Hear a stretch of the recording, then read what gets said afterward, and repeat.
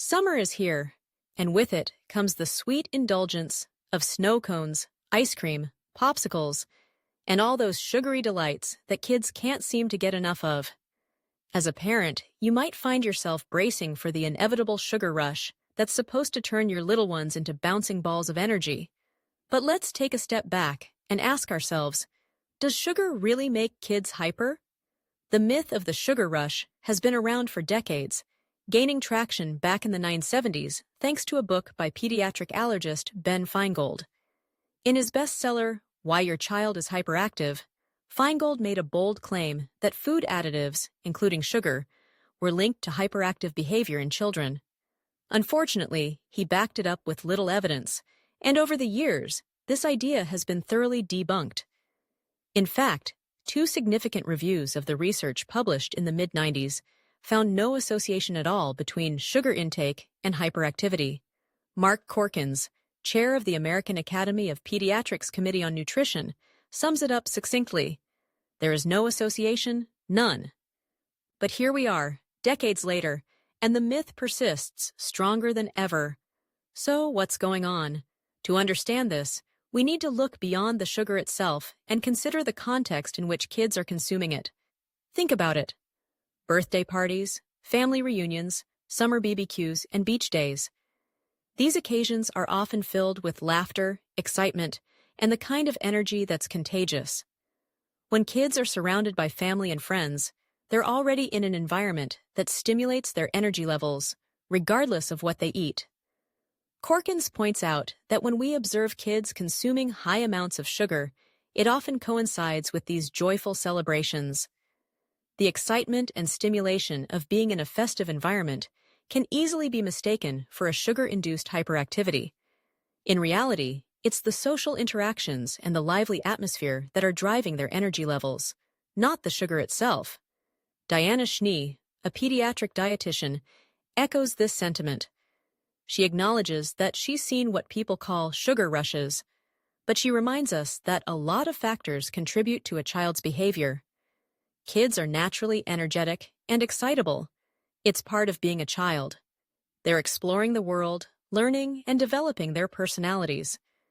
It's not just the sugar, it's their age, their environment, and their natural exuberance. Now, let's dive a bit deeper into the science of sugar. When we consume carbohydrates, our bodies break them down into glucose, which is a vital energy source for our organs and cells. But there's a distinction to be made between natural sugars and added sugars. Natural sugars are found in foods like fruits, vegetables, and dairy. These are perfectly fine and even beneficial in moderation.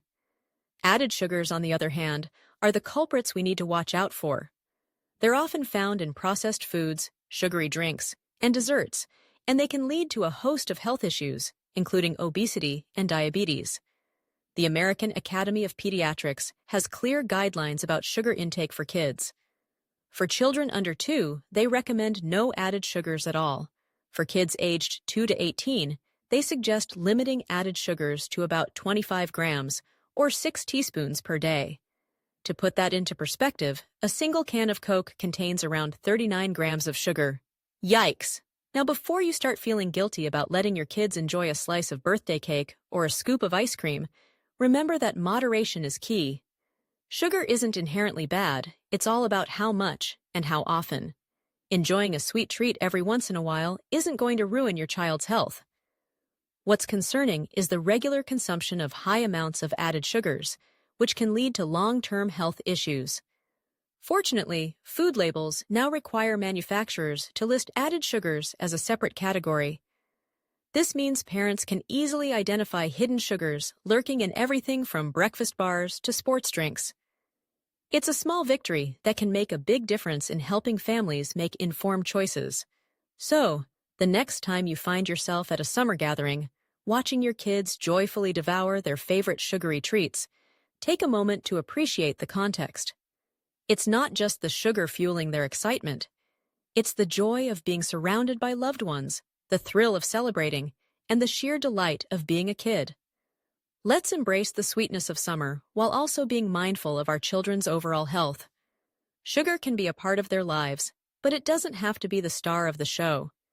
Instead, let's focus on balanced nutrition, encouraging a variety of foods, and fostering those beautiful moments of connection that truly energize our kids.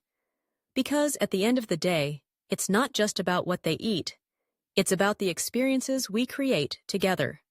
So, go ahead and let them enjoy that ice cream cone. Just remember, it's the laughter, the games, and the love that really make them shine.